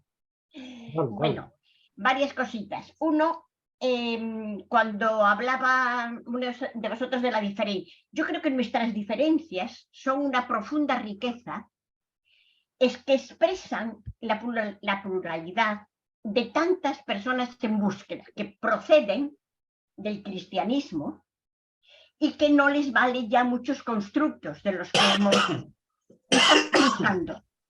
Entonces creo que aquí hay una mezcla muy interesante que expresa esta pluralidad, ¿no? Yo me voy encontrando con mucha gente, como sabéis, y en ese sentido escucho a mucha persona en búsqueda, con mucha pluralidad, pocas con la radicalidad de Gerardo, ¿no? O de Tony, pero sí más cercanos a lo que aquí hemos estado expresándonos, ¿no? O sea que creo que esto es riqueza. Y segundo, yo algunas veces, pero no sé si te interpreto bien, Gerardo, algunas veces siento como si contrapusieras la pasión por cambiar nuestro mundo en esta espiritualidad que tú has nombrado bioecocéntrica con la creencia en Dios. Es decir, como si hubiera que elegir entre creer en ese misterio, a lo mejor la palabra Dios tiene muchas connotaciones que para mucha gente puede o necesitarla o estorbarles, porque de todo hay, ¿no? Yo me muevo en un mundo bastante ateo, yo estoy muy activa en Podemos, donde la religión además resuena muy regular y donde hay mucha gente no creyente, pero muy apasionada por la justicia. Entonces, la palabra Dios pues tiene resonancias muy variadas, ¿no? Como aquí.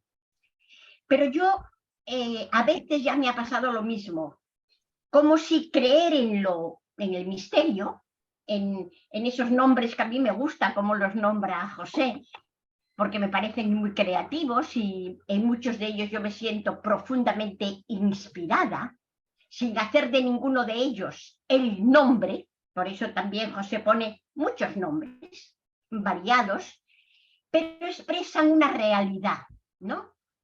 Una realidad que no es un ente, pero es real, ¿no? Es real. Y para nada, al menos en mi experiencia, pero ni de antes ni de ahora, para nada el intuir que hay un misterio en el que vivimos. Yo siempre digo que soy panenteísta y no posteísta, en esa experiencia de sentir que somos en un misterio, que ese misterio es en todo lo que es, y en ese somos. No es que Dios está, no es eso, no. Es el ser en el que somos, es lo que es la realidad que es. Nunca, ni ahora ni antes, me ha quitado el mínimo de pasión por transformar la realidad, que ha sido siempre algo muy metido por mi padre, el tema de la justicia, que no era creyente, pero sí apasionado por la justicia, que descubrí a los 24 años en América Latina, que estuve con Gustavo Gutiérrez en Perú, y que para siempre cambió mi manera de entender lo religioso. Después la teología feminista me desmontó muchas cosas y me montó otras, ¿no? Después toda la conexión con Anthony de Melo y toda otra movida me volvió a quitar otras cosas. Quiero decir, que yo he ido haciendo muchas transformaciones y no es ahora una que de repente se me cae todo, sino que yo me he sentido despojándome. Estudié teología, pero nunca supe qué hacer con los dogmas, por eso no elegí teología dogmática, sino espiritualidad, porque no me los creía casi ninguno, entonces prefería, bueno, los tenía que estudiar para repetirlos, pero no, me parecían extraños la mayoría de ellos, ¿no? Pero sí la inspiración Jesús, como decimos ahora. Entonces, yo no siento, y a veces creo que sentirlo en alguno de vosotros, en ustedes, que creer en que hay un misterio fundante.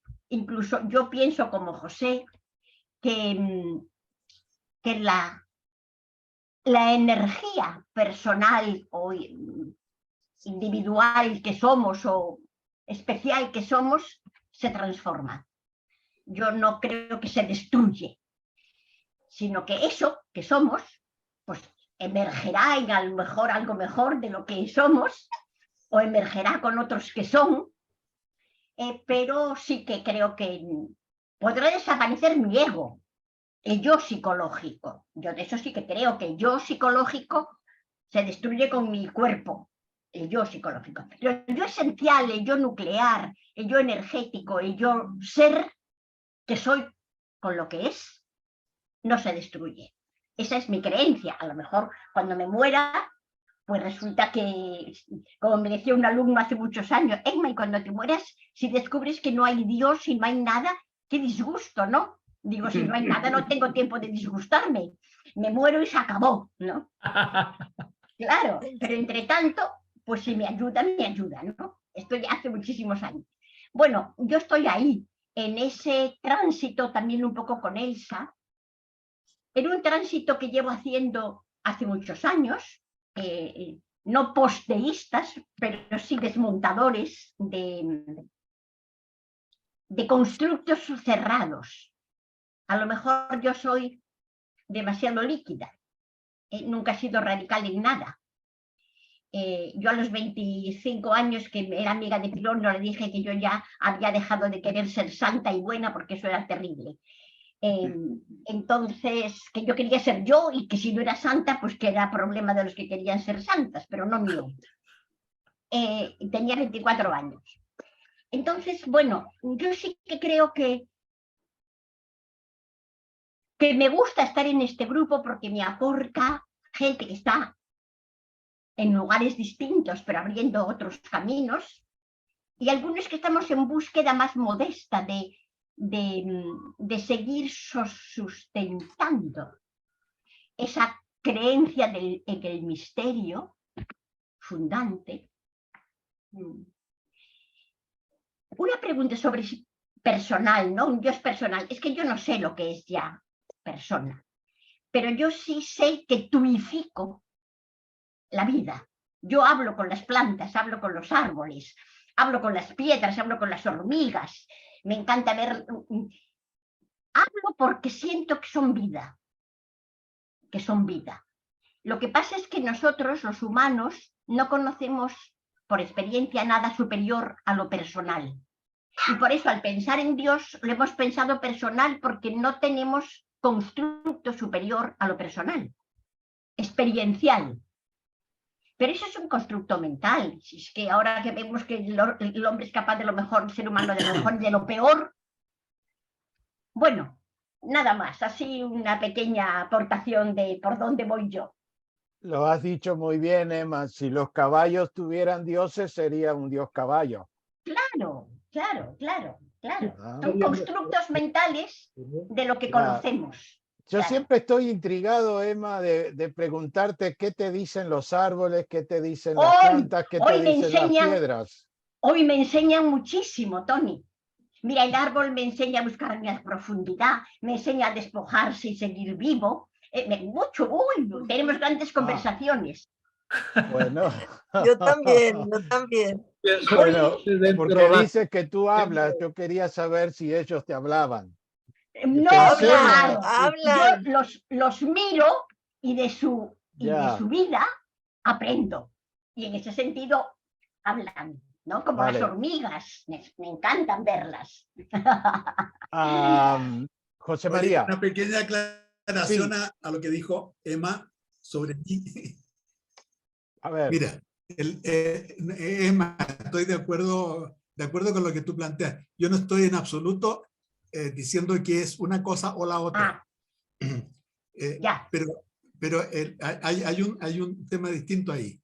En algún momento de nuestras conversaciones yo dije, para mí, en cuanto a las distintas religiones, me es más importante saber si son buenas o malas que si son verdaderas o falsas.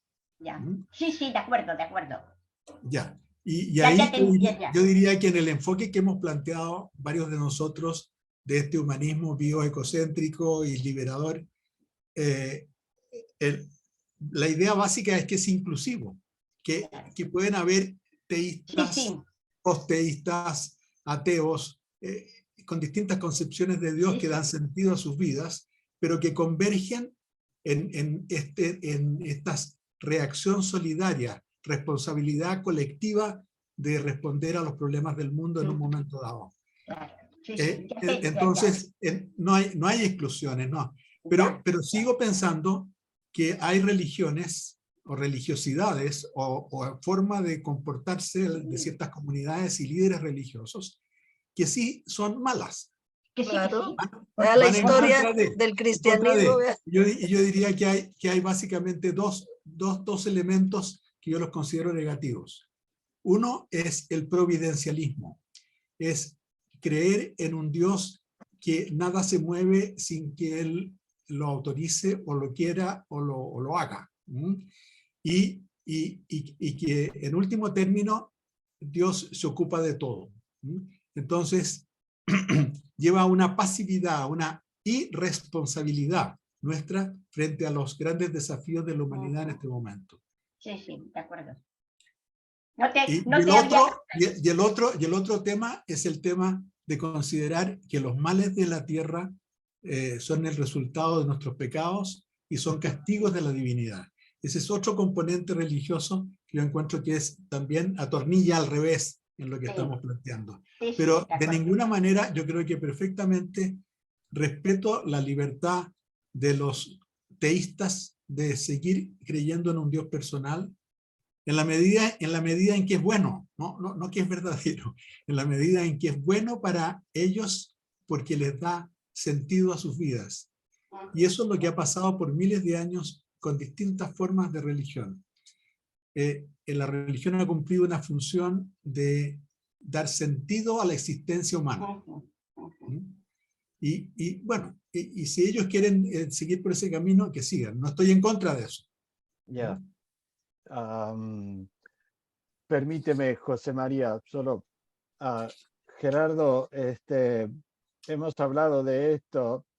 Yo quiero matizar un poco con esto de respeto a los teístas. Quiero recordar que la gran mayoría del voto a Bolsonaro, que no ganó, pero casi, y dividió la sociedad de Brasil a la mitad, son teístas. Entonces, malos teístas. Malos teístas. Lula, Malos la mayoría de ya todos son teístas. Teístas malos. Malos teístas. Teístas, hay otros buenos Quiero teístas. poner en cuestión. Tony, acuérdate. Quiero poner en cuestión bueno y los malo. teólogos y teólogas liberales moderados que apelan a la moderación y a la tolerancia. Muchas veces en ese apelo se está permitiendo que la religión siga siendo dañina y nociva. ¿Ya? Es verdad, hay teístas buenos, pero la mitad de un país votó y muchos de esos que votaron son teístas. Y también muchos de los que votaron a Bolsonaro, a Lula. La mayoría teístas. La mayoría son cristianos comprometidos con comunidades de base. O sea que claro, Tony. Bueno, yo conozco también a mucha gente de allí, creyente, algún día apasionada. trataremos de eso. No es que esté apelando a la intolerancia, pero creo que a veces un poquito detrás de la tolerancia que la teología liberal promueve, se filtra ese no cuestionar la religión. Bueno. ¿Ya? Ok, José María. Okay. Ahora sí, tu turno y nos callamos los demás. Yo quería retomar una de las frases que me parecieron a mí más impactantes de lo que dijo Andrés o lo que escribió, ¿no? Cuando dijo, y era un poco un resumen importante del conjunto, de que esta discusión, este debate que se está llevando en la sociedad o en la Iglesia era urgente y necesaria. Pues yo diría que a lo mejor para derivar nuestra conversación hacia un punto práctico podríamos dar vueltas ahí, ¿no? Es urgente, pero ha llegado un poco tarde quizá, ¿no? Y sin embargo es urgente. ¿Qué podemos hacer? ¿Cómo seguir? Es necesaria, pero la institución no se inmuta para nada, ¿no? Y es posible, ese adjetivo no lo ponían, ¿no? Es el unsit y incómodo sit. Primero, es posible hacer esa discusión. O sea, no solo porque ahora sí que tenemos una cierta facilidad con los tiempos de Francisco para debatir estas cosas sin las amenazas que hemos vivido en tiempos anteriores, sino y es posible, es decir, hasta qué punto las personas pueden cambiar. Hay personas que pueden cambiar, muchas, y hay etapas de la vida en que podemos cambiar, pero esto que decimos de dejarle a cada uno que siga pensando lo que cree y respetar y tolerar, también nos hace ver que hay muchas personas que no pueden cambiar, ¿no? Que ya les cogió un poco mayores y no pueden, y a lo mejor es mejor dejarles quietos, ¿no? Entonces, ¿qué se puede hacer? Por otra parte, las cosas a lo mejor están ya suficientemente claras. A mí varias personas me han dicho, oye, ya no hace falta hablar más de esto, ya no le deis más vueltas, pues ya cada uno que decida o que piense, ¿no? Y a la vez otros dicen, no, se echa falta que hace tiempo que no estáis escribiendo. Y para eso Santi hoy mismo tiene por ahí en academia.edu ha escrito una nueva reflexión diciendo, hace tiempo que no escribimos sobre esto, ¿verdad? Pues eso, esto es urgente, es posible, va a llevar a algún sitio, ¿qué se podía hacer? O esto es... Mira, nos supera a todos, no es nuestro debate, no lo vamos a construir nosotros, vamos a aportar y vamos a hacer nuestra mejor aportación con el mejor deseo de aportar positivamente. Pero esto es una marcha de la sociedad, ¿no? Y aunque no queramos, todos vamos cumpliendo años, los otros van subiendo y nosotros estamos en un borde ya de la pirámide y lo que viene nos lo destruye, no lo destruye, lo desatiende, lo olvida. ¿Qué se puede hacer? ¿Qué es lo más práctico? ¿Orquesta o irse con quién reflexionar? Yo a veces, cuando vi estas cosas que me decía Santiago de las comunidades populares de Zaragoza y tal, que es lo que ocurre en otras partes, yo decía, quizá el tema ahora sea el del Ars Moriendi. Ars Moriendi, a ver cómo o bien el arte de aterrizar también. O sea, tenemos que aterrizar y así ya no podemos con todo. ¿Cómo aterrizamos?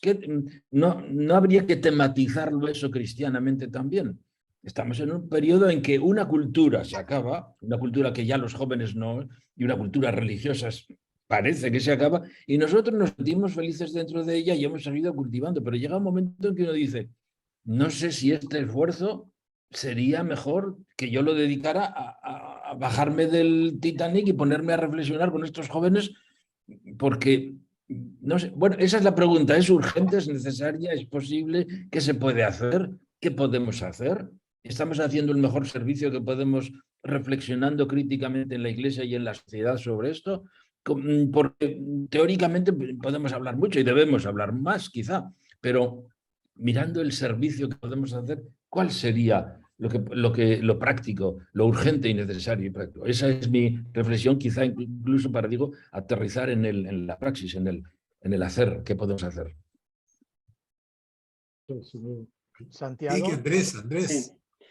Yo quiero fortalecer un poco la última dinámica que hemos ido llevando y que es esta del humanismo bioecocéntrico, pero que me quedaría sobre todo en lo del humanismo ecológico y tal. Hemos discutido mucho sobre esto, pero va por esa línea. Es decir, la vía laica de acceso a la intencionalidad de fondo humana, que yo ya no la llamo religiosa, porque religiosa para mí suena ya así enseguida al transmundo. Yo creo que hay que ser buenos agnósticos, es decir, personas que saben que no pueden hablar del más allá y que todo lo que quieren hablar se refieren a este mundo, pero no porque sean ateos o negacionistas del otro mundo, sino simplemente porque se quedan en el paso previo. En España y en general yo creo que en el mundo se están debatiendo ahora dos grandes constructos. El constructo nacionalista, autoritario, de una falsa democracia vinculada también con lo religioso o pseudo religioso, como pueden ser los trumpismos, los putines y los bolsonaros, y etcétera. Y por otro lado, porque el socialismo no acaba de tirar, las democracias liberales, pero que son democracias liberales que han aprendido ya mucho del socialismo. Y estos dos constructos están en pugna. y no solamente porque a nivel político se está dando esta tensión, sino por lo que, por lo menos en España y creo que en otros países, ya desde muy críos se les educa en esta división. Mi nieta, cuando le preguntan qué va a hacer en las clases, dice, yo voy a valores, porque los otros van a religión. Y ya desde el primer momento están los alumnos que se educan en el laicismo de valores y de etcétera, y los que se educan en la religión y en la religión trasnochada, desgraciadamente. Y esa división es tremenda, ¿no? El posteísmo para mí es el lugar de encuentro de estos dos constructos. Es abrir un espacio donde, como decía Gerardo, caben todos, ateos, creyentes, lo que sea. Pero desde esa humildad de decir de lo que está más allá y de después de la muerte y de Dios y tal, no podemos decir nada sin blasfemar. Por lo tanto, callémonos y reservemos la palabra para este mundo. Porque de los graves problemas o defectos de la religión y de los fanatismos también políticos es el literalismo y el absolutismo. Es decir, el cristianismo no ha sabido decir en el atrio de la iglesia todo lo que yo os voy a contar es símbolo, no es realidad. O puede ser realidad, pero sobre todo es símbolo con todo lo que, con lo poco de carga de realidad o lo mucho que puede tener un símbolo. Es decir, huir del literalismo que crea automáticamente absolutismo, porque el que tiene confianza en que lo que dice es verdad porque es una mente realista, enseguida defiende a capa y espada lo que está pensando, ¿no? Entonces a mí se me ocurría que la vía religiosa hoy ya no es viable, esto lo digo en ese artículo que decía antes José María, que se me ocurrió ayer noche, sino la vía de la civilidad, en el sentido que habla Adorno. De ese respeto sumo de unos para con otros y de la educación en valores. Y a partir de allí, de esa ciudadanía abierta, que cada uno proyecte sus símbolos donde quiera. Pero desde luego educar en esa fraternidad es lo básico, y esta podría ser, que va relacionado con el humanismo biocéntrico, la vía de acceso a la intencionalidad de fondo. Oye, sugiero que los minutos que quedan le demos espacio a Andrés para que nos comente como invitado. Bueno, Quedó relegado. no, oye, yo encantado que también estoy aprendiendo.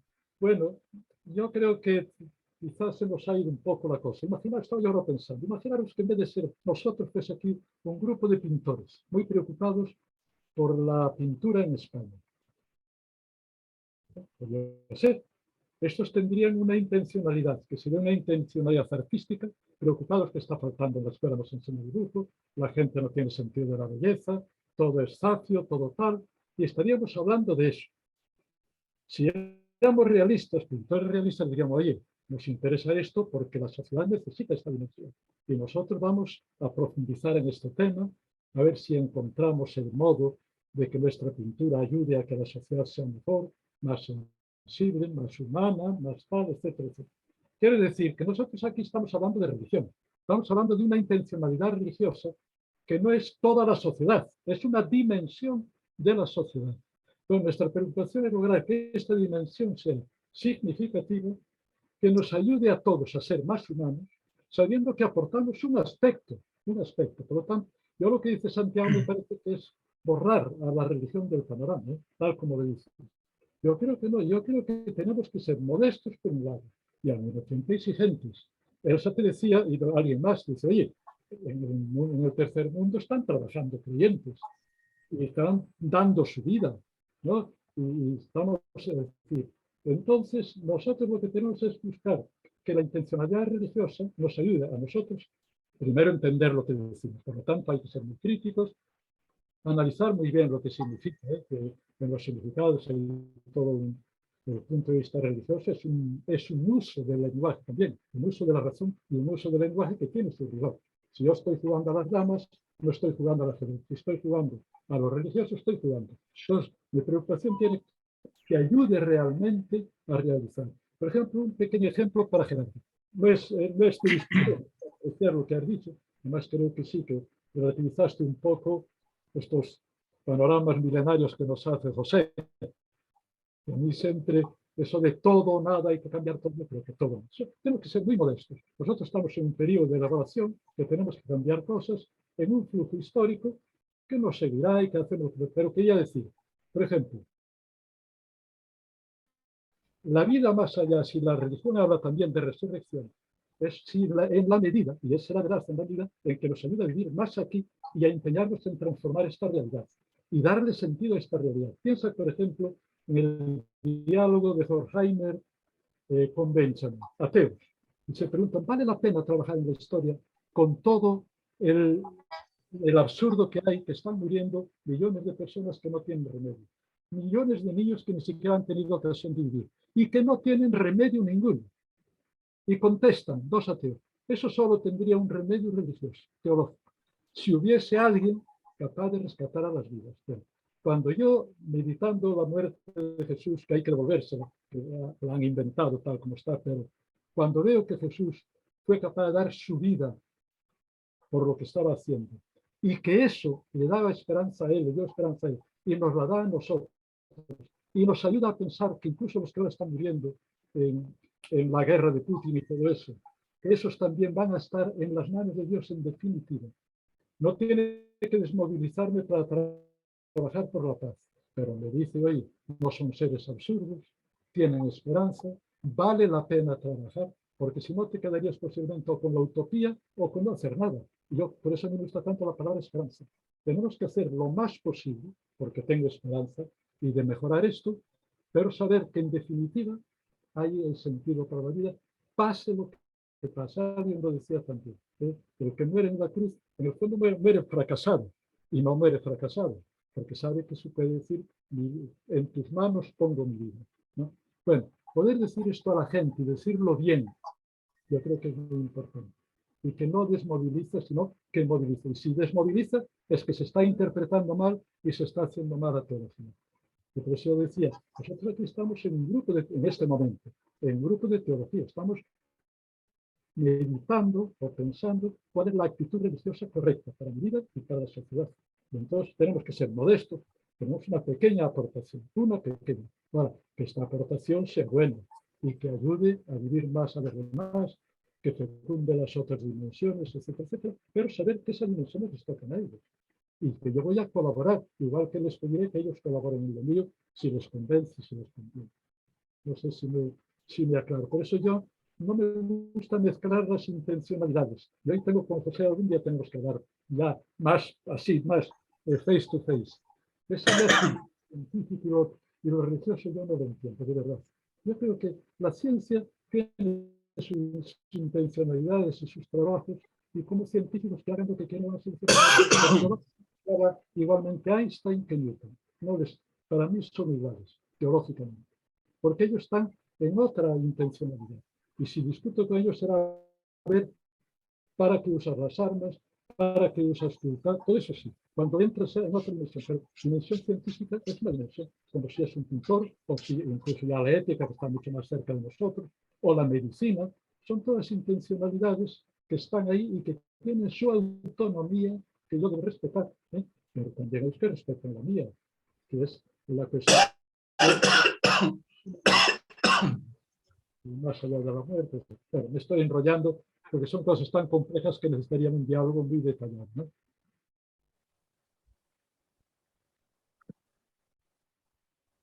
Andrés, ¿tú no crees que socialmente en los países, llamémosles desarrollados, por llamarle de alguna manera, primeros mundos, se está dando en gran parte de la sociedad el paso de la religión a la espiritualidad? Es decir, la búsqueda de la dimensión ética, estética, simbólica, sentido de la vida, sin dogmas, sin creencias cerradas. Yo eso lo percibo cada vez más, pero no sé si es una percepción mía.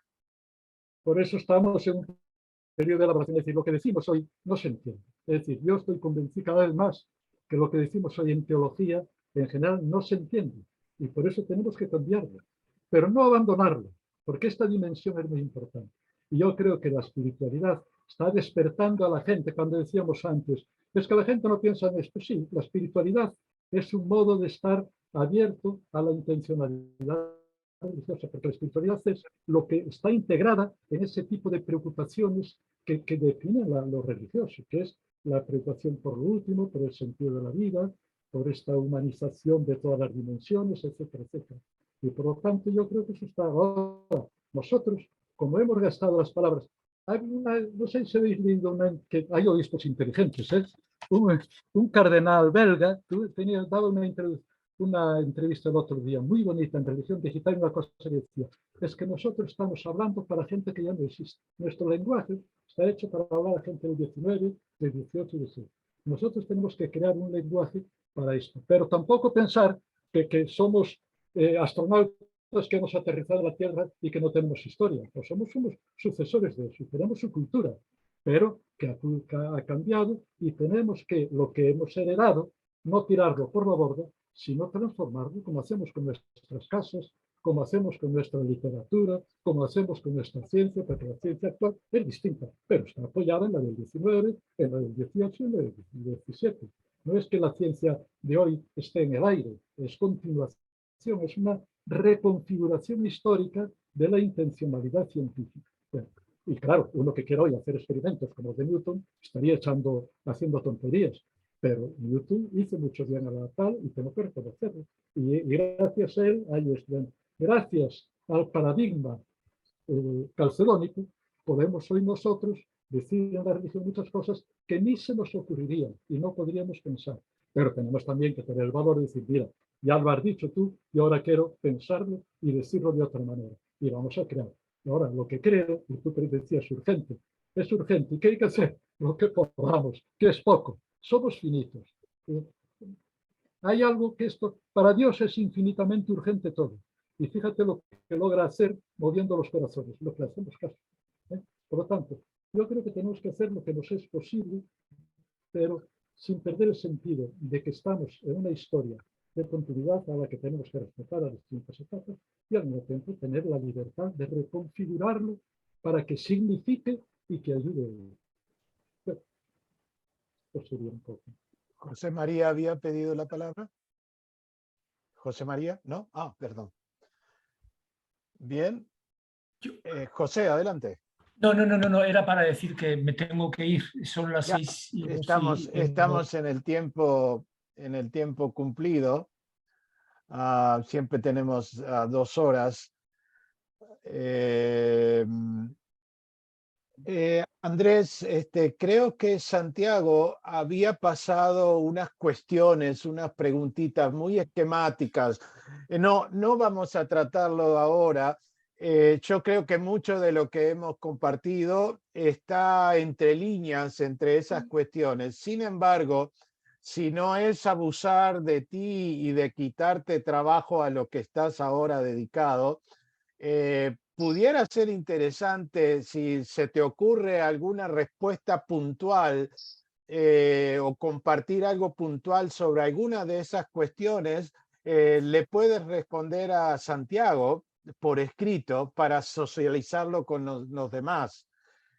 Eso si tienes alguna oportunidad de hacerlo sin que te tome mucho tiempo de tu trabajo actual, ¿verdad? Porque ha quedado pendiente esto ahora también. Quedan muchas cosas. Ahora déjame ver si voy avanzando en lo que estoy haciendo. Y ya ¿Verdad? Claro. Me interesa mucho vuestro parecer, claro. Pero sí, la gratitud por este tiempo compartido. Elsa. Gracias. Oye, una cosita, es que no aguanto decirlo. Lo que tengo que decir es Adelante. que mañana es el Día de los Muertos, ¿cierto?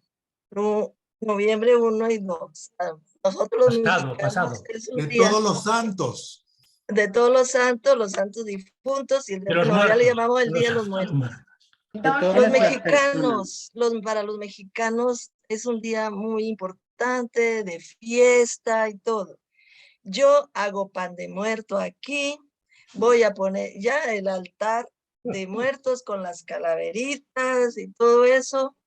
le pongo café a mi mamá y a mi papá que ya no existen, el pan de muerto. Yo no creo, pues claro que no creo que van a venir a comer, pero es una cosa tan bonita y viene la familia y ponemos música y es una fiesta.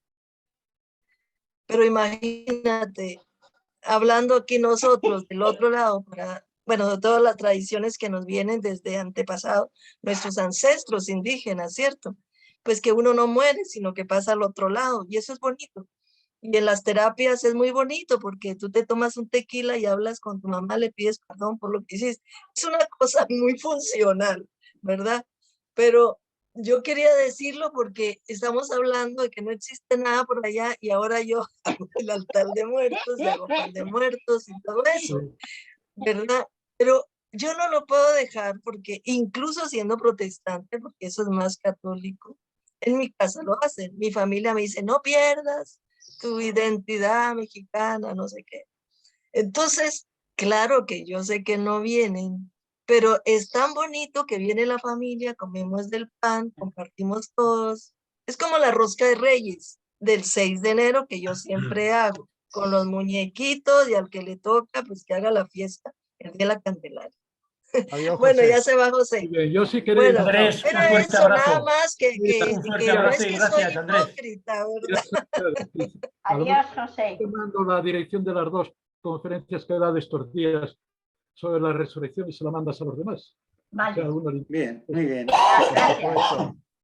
Muy bien. Bueno, Chao. Toni, ya nos Un abrazo. Bueno, sí, abrazo. espera, que nos concrete.